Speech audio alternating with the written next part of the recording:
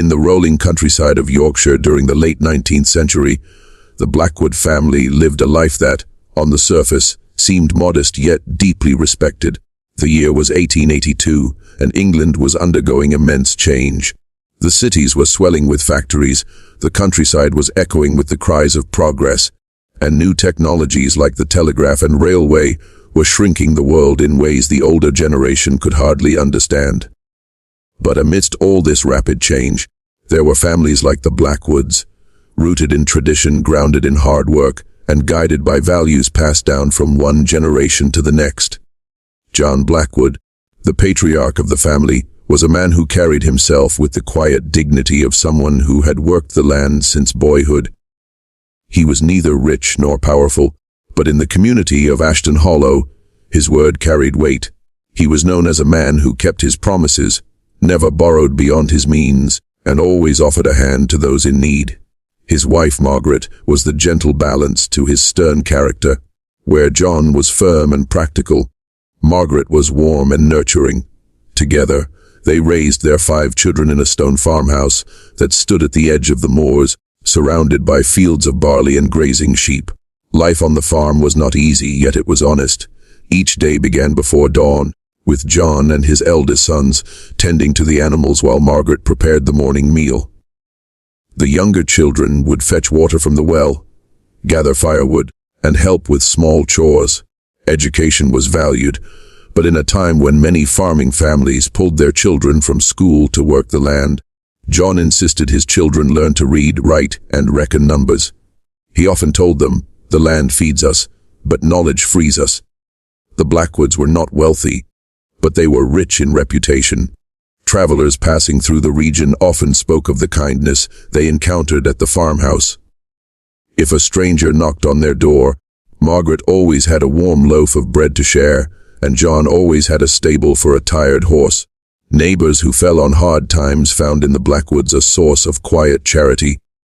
Whether it was a bushel of grain, a few coins, or simply the reassurance that no one in Ashton Hollow would ever go hungry, if John Blackwood had anything to say about it, it was this generosity that gave the family a standing far above their means.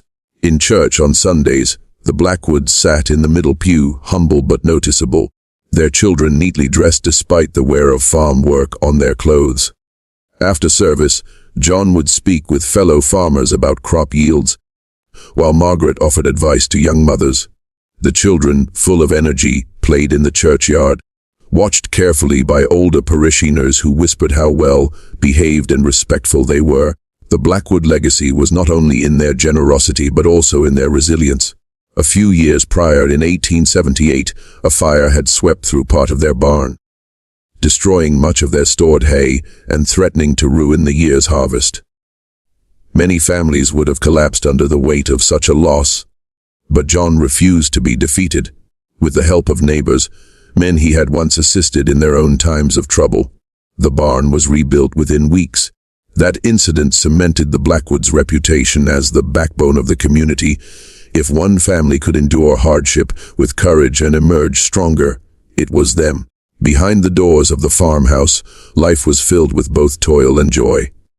Margaret would sit by the hearth in the evenings, mending clothes or preparing lessons for the younger children, while John read aloud from the Bible or from newspapers that spoke of faraway events in London, Paris, or even America.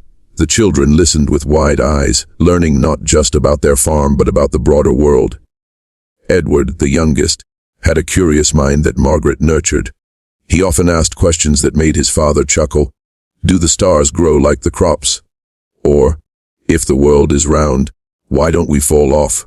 John encouraged such curiosity, believing it was better for a child to grow wise than simply obedient. Though life seemed simple, the Blackwoods knew hardship. Winters in Yorkshire could be bitter, with snow that buried fences and winds that howled against the stone walls of the farmhouse. Food had to be rationed carefully, and sometimes debts pressed hard against John's pride. But in those difficult moments, Margaret's strength shone brightest. She often reminded her children, "We cannot choose what storms come, but we can choose how we stand in them." This became almost a family creed, a phrase passed down from Margaret to her children and in later years, it would become a guiding principle for Edward, the boy destined to carry the family name forward. The Blackwood children grew up with strong examples before them. The eldest son, William, inherited his father's work ethic and could already plow a field as straight as a seasoned farmer by the age of 16. The daughters, Mary and Clara, learned the skills of managing a household but also developed sharp minds, often debating with their father about the news he read aloud. The middle son, Thomas, was adventurous, always eager to explore the woods and moors, sometimes worrying his mother but delighting his siblings with stories of what he found. Edward, the youngest, remained the quiet observer, watching, learning, and soaking in the character of those around him. In many ways, the Blackwood family represented the best of their time, hard-working, principled, generous, and resilient. Their farmhouse, modest yet sturdy, was more than just a home. It was a symbol of stability in a world that was rapidly changing. For the people of Ashton Hollow, the Blackwoods were more than neighbors. They were proof that integrity, compassion, and unity could make even the humblest family shine like nobility. This was the Blackwood legacy in the year 1882, a legacy of honor, sacrifice, and love. No one in the community could have imagined that within a matter of weeks, this same legacy would be overshadowed by one of the darkest tragedies the village would ever witness. The evening of June 14, 1882, began like countless others in Ashton Hollow. Summer was in its prime and the days were long. The air smelled of fresh cut hay, and the fields around the Blackwood farmhouse glowed golden in the light of the setting sun. Inside the stone house, Margaret Blackwood moved about the kitchen, preparing supper. The aroma of bread baked earlier in the day still lingered, mixing with the rich scent of mutton stew bubbling in the pot.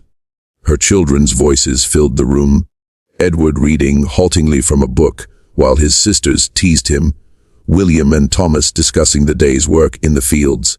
John Blackwood, weary but content, sat by the hearth sharpening his tools. His life was marked by routine, and routine gave him comfort. He had no reason to believe this night would be different from any other. He spoke little, as was his way, but he occasionally looked at his wife with a quiet smile that spoke volumes. To John, his family was his wealth, and his home was his castle. But outside, beyond the reach of the lantern light, shadows moved. For days, travelers had whispered of suspicious strangers on the roads. Men who lingered too long at the tavern, who asked too many questions about local farms, who had eyes that scanned not the fields, but the purses and barns of their owners. No one had thought much of it. Rural folk often distrusted outsiders. Yet, this time, the unease was not unfounded. As the Blackwoods finished their meal and prepared for bed, 3 men made their way silently across the fields. They were not locals. Rumors later claimed they were drifters from the industrial towns, men hardened by poverty, crime, and desperation. One carried a rusted pistol, another a length of iron, and the third only a knife. But greed was their true weapon. They had heard that John Blackwood, after selling part of his land, kept money hidden in the house. Whether this rumor was true or not hardly mattered. In their minds, it was enough to justify whatever violence was necessary. The farmhouse, though sturdy, was not built for defense. Its wooden shutters were closed but not locked. Its doors, though thick, had simple latches. Around midnight, when the household had gone to sleep, the intruders struck. The first sound was the splinter of wood as the latch gave way. Edward, the youngest, stirred in his bed and sat up, his heart thudding. He thought at first it was a storm shaking the house, but then came the muffled footsteps. Deliberate, heavy, foreign. Instinct, or perhaps divine providence, urged him to crawl out of bed and slip down the narrow staircase. In the darkness, he found a hollow space beneath the stairs where firewood was often stored. Pressing himself into the shadows, he held his breath and prayed no one would hear the pounding of his frightened heart. Upstairs, John was the first to rise. He was not a man easily frightened, but the sight of strangers in his home in the dead of night sent cold fire through his veins. He shouted for his sons, William and Thomas, to wake, while Margaret reached for the younger children.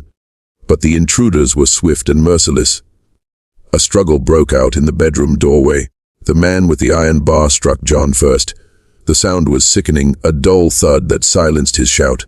William, barely 18, lunged forward, but the pistol cracked in the narrow hallway, the blast deafening in the enclosed space. He collapsed instantly. Screams filled the house as the attackers surged forward, violence overtaking reason. Margaret clutched her daughters, shielding them with her body, but the knife flashed and mercy was absent.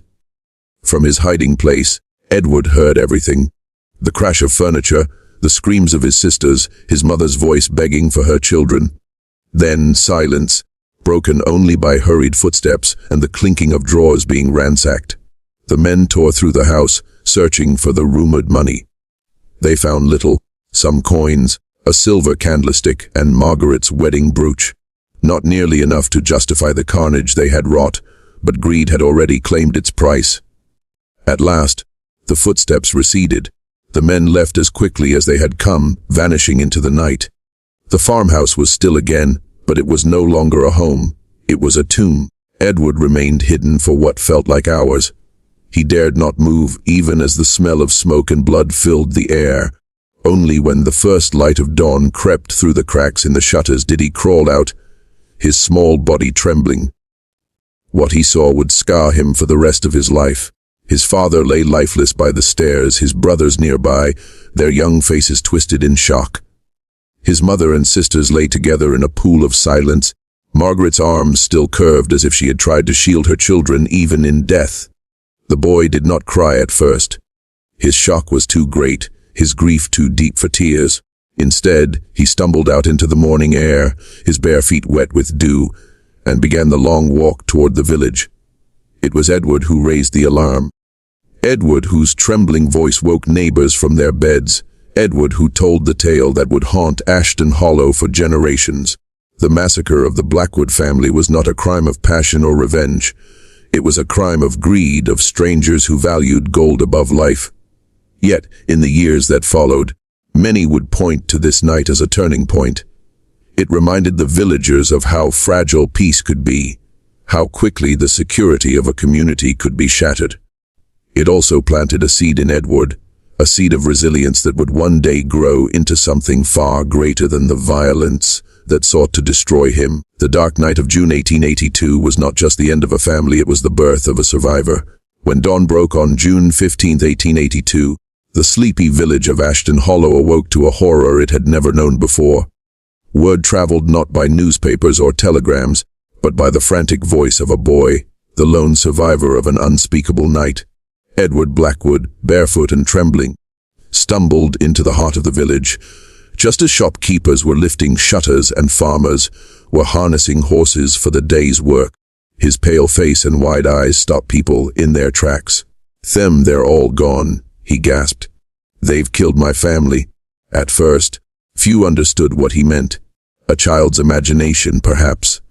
But as neighbors rushed to the Blackwood farm, dread grew heavy in their stomachs. What they found inside the stone farmhouse turned that dread into despair. The home they had once admired as a place of hospitality and honor was now defiled. Broken furniture, splintered doors, blood smeared across walls. It was a scene that froze the strongest men where they stood. Mothers wept openly, covering their children's eyes, while the village pastor fell to his knees in the yard, murmuring prayers that barely rose above a whisper. The lifeless forms of John, Margaret, William, Thomas, Mary, and Clara lay as grim proof of Edward's cries.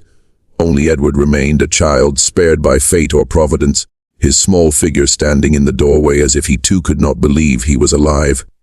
The news swept through Ashton Hollow like wildfire. Farmers abandoned their fields, wives left their loaves unbaked, and laborers dropped their tools. By mid-morning, the entire village gathered at the Blackwood farm. Some came to help, others to mourn, and many simply because they could not comprehend that such evil had descended upon their quiet lives. The Blackwoods were not just another family. They were the very heartbeat of the community. John had shared his grain when neighbors faced famine. Margaret had nursed sick children when fevers swept the village. Their children had played in the schoolyard with every other boy and girl. To lose them was not just a private tragedy. It was a communal wound, deep and ragged. Fear took root in that wound. For generations, Ashton Hollow had been a place where doors were left unlatched, where a knock at midnight meant a neighbor in need, not a threat. Now, shutters were bolted before dusk, and men carried lanterns when walking even the shortest distance after dark. Suspicion turned toward strangers, and even travelers who once found warmth at village hearths were met with guarded eyes. The local constable arrived by midday, summoned from the nearest town. His horse clattered up the lane as villagers parted silently to let him pass.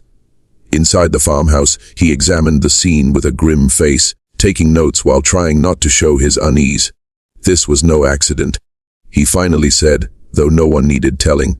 This was murder, plain and cruel. Whoever did this knew the family and knew what they were after.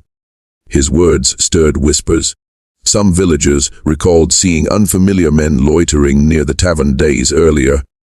Others swore they had heard footsteps on the moor after dark. A few muttered that the world beyond Ashton Hollow was changing. Factories breeding criminals, cities spitting out men without conscience. Whether these suspicions were fair or not, the village now saw the outside world as a threat that had invaded their sanctuary. The funeral was held 3 days later in the churchyard where the Blackwoods had once stood in life. 6 coffins, small and large, lined the aisle, each covered with a simple cloth. Edward, dressed in clothes borrowed from a neighbor, sat silently at the front, his small hands folded in his lap. His eyes did not weep. They stared blankly, as if too heavy with grief to release tears. The pastor's voice trembled as he spoke of faith, loss, and eternity.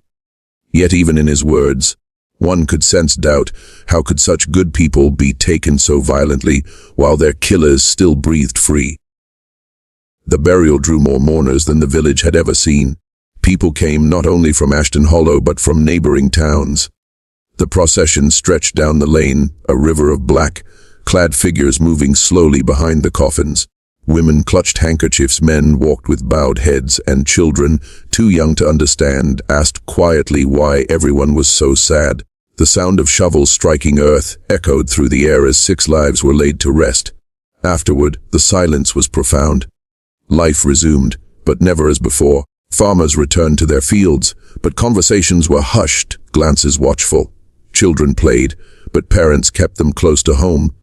The village tavern, once lively with song, now buzzed with anxious speculation about the murderers and whether they might return. For Edward, the community's sorrow was both a comfort and a burden. Neighbors took him in, fed him, and tried to shield him from the memories. Yet every kindness reminded him of what he had lost. Each meal at a neighbor's table was a reminder of his mother's cooking. Each bedtime story told by another parent was an echo of what his father once read by the hearth. Though Ashton Hollow rallied around him, Edward remained adrift, the sole branch left on a tree that had been cut down overnight. In the weeks that followed, Ashton Hollow began to change in ways that could not be undone. Locks appeared on doors that had once stood open. Travelers were questioned with suspicion instead of welcomed with bread. The innocence of the village, its quiet belief that goodness was stronger than malice, was gone. The Blackwoods had been a symbol of trust, charity, and stability, and their murder left a void no family could fill. And yet, amid the fear and grief, there was also unity. The villagers, though shaken, came together to care for Edward, to support one another, and to rebuild their sense of safety. The tragedy was a brutal reminder that no community, no matter how close-knit, is immune to violence. But it also revealed something deeper, that even in the face of evil, compassion endures. The Blackwoods were gone, but their spirit lived on in the way Ashton Hollow stood shoulder to shoulder, refusing to let darkness destroy them entirely. The massacre had shattered the community, but it had not erased its soul. The Blackwood murders did not remain a private tragedy for long. By the time the funeral earth had settled over 6 graves, the outrage had grown beyond Ashton Hollow. News of the massacre traveled swiftly, carried on horseback, whispered in taverns, and printed in regional broadsheets that thrived on both horror and pity.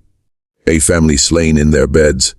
Read one grim headline: The Blackwood Massacre of Ashton Hollow. For a quiet farming district rarely noticed by the outside world, this sudden attention was unsettling. But to the people of Ashton Hollow, it was not sensational news. It was a wound that cried for justice. Constable Samuel Wright, A broad-shouldered man in his early 40s bore the weight of that responsibility. He was not a detective from London, nor a celebrated investigator, but a local officer with little more than a notebook, a horse, and a stubborn sense of duty. Yet, when he stood in the blood-stained Blackwood farmhouse, he vowed that the killers would not go unpunished. This evil will not be left to roam free, he declared to the villagers gathered outside. His voice carried more determination than certainty, but it was enough to rally their trust. The first task was to gather evidence. By lamplight, Constable Wright and a few trusted men combed the farmhouse. They noted boot prints in the mud near the broken door, traces of tobacco ash on the floorboards, and the remnants of a torn cloth snagged on the window frame. These small details, meaningless to most, became Wright's guiding stars. He listened carefully to Edward's trembling account, piecing together the timeline: 3 men, armed, brutal, searching for money that never existed. Witnesses soon came forward. A farmer on the northern road swore he had seen 3 rough-looking men walking toward the moors days before the murders. A tavern keeper in the next town recalled serving out to strangers who paid too freely with coins, as though they had more than their ragged clothes suggested. Rumors multiplied, and Wright had to sift truth from invention. In times of fear, every shadow became a suspect, every traveler a potential killer. Weeks turned into a tense manhunt. Notices were posted in nearby towns, offering a reward for information leading to the capture of the Blackwood murderers. The Crown's justice was slow in the countryside, but public outrage gave the case momentum. Local constables, parish officers, and even railway guards kept watch for men matching the descriptions. Edward had haltingly given one tall with a limp, another broad-shouldered with a scar across his cheek, and a third younger, restless and quick with his hands. The breakthrough came unexpectedly. In late July, nearly 6 weeks after the murders, a coach driver in Leeds reported 3 men who had quarreled violently over money in his tavern. Their accents were not local, and one had indeed walked with a limp. Acting on the report, Wright and a small contingent of officers traveled by rail to Leeds. What followed was no dramatic chase, but a careful stalking. For days they shadowed the suspects, noting their movements, listening to their careless words when drink loosened their tongues. On the night of July 28, the arrest was made. The men, drunk and loud in a back alley lodging house, were seized in their sleep. Resistance was brief. One swung a knife. Another tried to flee, but the officers overpowered them. In their possession were coins stamped with the Blackwood's county mint, a silver candlestick recognized by neighbors, and Margaret Blackwood's brooch. The evidence was damning. Their names were recorded: Thomas Reddick, a discharged soldier turned drifter; Joseph Hale, a mill worker with a record of theft; and Robert Fletcher, barely 21, drawn into crime by desperation and greed. Under interrogation, the trio offered shifting stories, denials, accusations against each other, and claims of drunken confusion. But when confronted with the testimony of Edward Blackwood, the boy who had seen their shadows and heard their voices, their guilt became undeniable. The trial, held that autumn in York, drew crowds so large that people stood outside the courthouse, straining to hear the proceedings. Reporters filled the galleries, their pens scratching furiously, eager to feed the public appetite for justice. Inside, the atmosphere was heavy with both sorrow and anger. Edward, small and pale, stood in the witness box. His voice trembled as he recounted the night of terror, but his words rang clear enough. They were the men. The defense argued desperation, claiming the accused had meant only to rob, not to kill. But the prosecution painted a harsher truth. Greed had sharpened their knives, and cruelty had silenced the cries of an innocent family. The jury deliberated less than 2 hours. The verdict was unanimous: guilty of murder. When the judge pronounced the sentence, death by hanging, there was no cheer in the courtroom, only a solemn hush. Justice had been declared, but it carried no joy.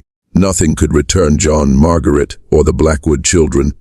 The gallows would not erase Edward's nightmares or mend the broken trust of Ashton Hollow. Yet, for many, the knowledge that the killers would never walk free brought a measure of peace. On a cold November morning, the execution was carried out at York Prison. A crowd gathered, as was common in those grim times, but among them stood villagers from Ashton Hollow, their faces stern.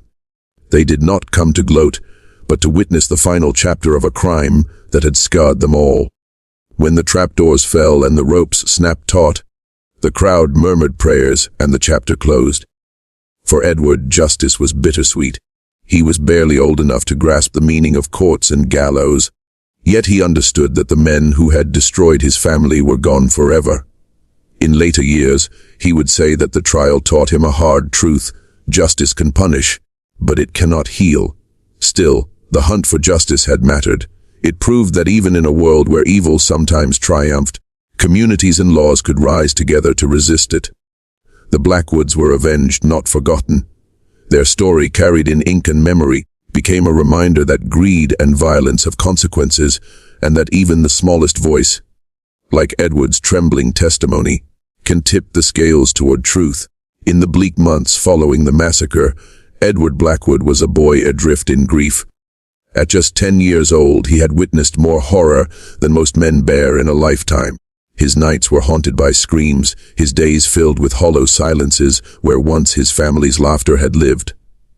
The farmhouse was boarded up, its windows dark, and Edward could not bring himself to cross its threshold again. For Ashton Hollow, the building had become a monument of sorrow. For Edward, it was a wound too deep to touch. The community rallied around him.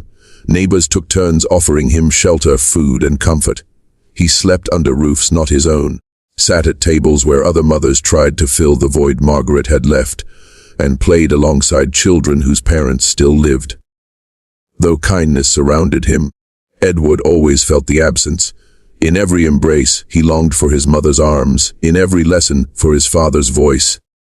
The more others pitied him, the more he felt like a ghost wandering through the lives of the living. Yet Edward was not broken. Beneath his fragile frame lay a seed of resilience, planted by the very lessons his parents had instilled. He remembered John's words, "The land feeds us, but knowledge frees us." He remembered Margaret's refrain, "We cannot choose what storms come, but we can choose how we stand in them." These phrases, once simple teachings, became anchors against the tide of despair. In the years that followed, Edward grew under the guardianship of Reverend Thomas, the village pastor who had buried his family. The Reverend, recognizing the boy's sharp mind, ensured he remained in school rather than being pushed into farm labor. Edward devoured books, scripture, history, science, literature, as if knowledge itself could mend his fractured world. His teachers remarked that he read with a seriousness beyond his years, a boy determined not simply to learn but to understand why tragedy existed at all. As a teenager, Edward became quiet and thoughtful. While other boys boasted of strength or dreamed of wealth, Edward spoke of purpose. He confessed once to the Reverend, "I cannot bring them back, but I can live in a way that honors them. If hatred destroyed my family, then I will not let hatred destroy me." These words, spoken with youthful conviction, became his vow. By his early 20s, Edward left Ashton Hollow for London. It was a bold move for a village orphan with little more than a handful of belongings. But he sought something larger than himself. London, with its roaring factories, crowded streets, and endless noise, overwhelmed him at first. Yet amid its chaos, Edward saw countless children living as he might have, alone, hungry, and frightened. Orphans begged on street corners, slept beneath bridges, or labored in factories until their hands bled. Each face he saw echoed the boy he once had been, crouching in darkness on that night of terror. Edward's vow took shape. He became a teacher, first in a parish school and later in an orphanage. His voice was gentle, but his discipline firm. He taught reading and arithmetic, but more than that, he taught resilience. He told his pupils that hardship need not define them, that suffering could be a teacher if they chose to learn from it.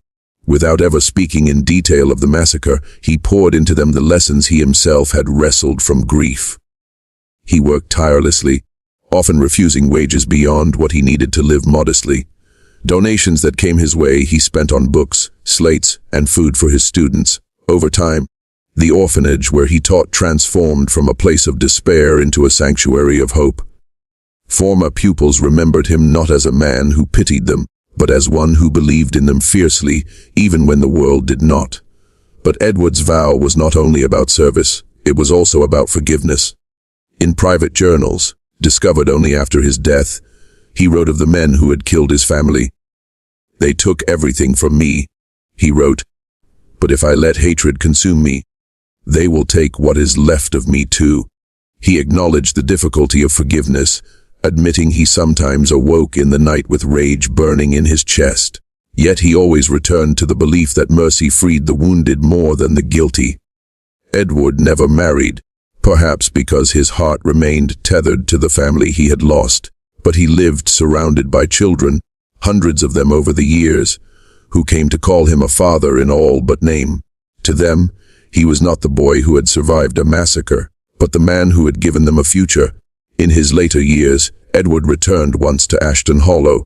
The farmhouse, long abandoned, had crumbled into ruin. Weeds choked the yard, and the roof sagged. Standing before it, cane in hand, he whispered a prayer, not of anger, but of gratitude for the memories that remained, however painful. Villagers who still remembered him said he walked the churchyard where his family lay and lingered there until sunset, as though speaking silently to each grave. When Edward died in 1932 at the age of 60, newspapers remembered him not for the massacre, but for his work with children. One headline read, "Teacher who gave hope to thousands passes away." Few knew the full story of what had driven him, but those who had been his pupils carried his lessons into their own lives. His vow had outlived him. The Blackwood family legacy, cut short in blood, found new life in Edward's choice to rise above bitterness. He had been a boy marked by tragedy, but he chose to become a man defined by resilience and compassion. His vow was simple yet profound: evil may destroy, but it cannot have the final word if we refuse to surrender to it. Time has a way of softening even the sharpest wounds, but it also has a cruel habit of burying stories that should be remembered. So it was with the Blackwood family murders of 1882. In the years immediately after the tragedy, the massacre was spoken of in hushed tones throughout Yorkshire. Newspapers recounted the horror, sermons thundered against greed and violence, and villagers warned their children never to wander after dark. But as decades passed, the story faded. New scandals, new wars, and new generations pushed the Blackwoods into the shadows of history. By the early 20th century, the farmhouse where it all happened was little more than a ruin. Its roof sagged, its windows gaped like hollow eyes, and weeds overtook its once proud yard. Travelers passed it without knowing what sorrow had seeped into its walls. To most, it was simply another relic of the countryside, a forgotten skeleton of stone. Only the oldest villagers remembered the screams that had once pierced the night, and even they spoke of it less and less. Yet the lesson of the Blackwoods was never meant to be forgotten. It was carved not into books or monuments, but into the human spirit, into the choices people made after the tragedy. It lived on in Edward, the lone survivor, and in the community that had struggled to heal. It whispered a truth that is as relevant today as it was in 1882. Tragedy can either break us or shape us. The massacre was at its core an act of greed. 3 men, driven by the hunger for money they did not earn, destroyed a family whose only crime was kindness. This truth disturbed many in Ashton Hollow, for it revealed how fragile goodness can be when confronted with malice. But it also revealed something greater: that evil, no matter how brutal, does not have the last word. The killers ended 6 lives, but they did not end the Blackwood legacy. They could not silence Edward's vow, nor could they erase the compassion of a community that rallied around him. For Edward, the lesson was clear. He understood that hatred is a chain, binding victim to criminal long after the crime itself has passed. If he allowed himself to be consumed by vengeance, then the men who had murdered his family would continue to rule his life from beyond the grave. Instead, he chose to break the chain. His forgiveness was not naive. It did not excuse the crime or forget the pain, but it freed him to live a life of purpose. In his classrooms, his orphanages, and his journals, Edward, that pain can be transformed into power and suffering into service. This is the forgotten lesson: we cannot choose what storms come, but we can choose how we stand in them. Margaret Blackwood's words to her children became Edward's creed, and through him, They became a gift to countless others. The community, too, learned from the tragedy. Fear had descended after the massacre, locks on doors, suspicion of strangers, whispers of evil lurking beyond the moors. Yet over time, Ashton Hollow discovered that isolation was not the answer. The only way to heal was to open doors again, to rebuild trust, to cling more fiercely to the values the Blackwoods had embodied: generosity, hospitality, and courage. Though fear lingered, compassion endured. That endurance was itself a form of defiance against the darkness. Why, then, did the world forget? Perhaps because the Blackwoods were not nobles or generals, not figures of political or economic power. They were farmers, simple folk whose lives might have remained invisible had violence not found them. History often forgets the ordinary, even when the ordinary carries extraordinary truth. Yet in many ways, that is what makes the lesson more powerful. The Blackwoods were not legends, they were people like us, and their story proves that even the humblest lives can leave behind enduring meaning. To remember the Blackwoods is to remember the cost of greed, the fragility of safety, and the strength of resilience. It is to recognize that evil often strikes without warning, but goodness, if chosen, can outlast it. It is to remind ourselves that the legacy of a family is not measured by wealth or property, but by the values they leave behind. For Edward, that value was hope. For Ashton Hollow, it was unity. For us, generations later, it is a call to live with courage. There is also a warning in the forgotten lesson. Forgetting tragedy makes us vulnerable to repeating it. If we dismiss the past as irrelevant, we risk losing the wisdom carved from its pain. The Blackwood murders may be a century and more behind us, but the forces that caused them, greed, desperation, violence, are still present in our world today. Remembering is not an exercise in morbid curiosity, it is a safeguard. It is a way of honoring the dead by ensuring their fate teaches the living. The final chapter of the Blackwood story is not in the crime itself, nor even in the punishment of the killers. It is in Edward's vow, and in the truth that each of us holds the same choice he did. When tragedy strikes, will we be broken or will we be shaped? Will we let bitterness consume us, or will we transform suffering into strength? Though history books may not record their names, the Blackwoods still speak. Through the fields where their farmhouse once stood, through the children Edward taught, and through the timeless principle their story embodies. In a world where evil can strike at any moment, their legacy whispers. We cannot always stop the storm, but we can always choose how we weather it. And that is the forgotten lesson of Ashton Hollow.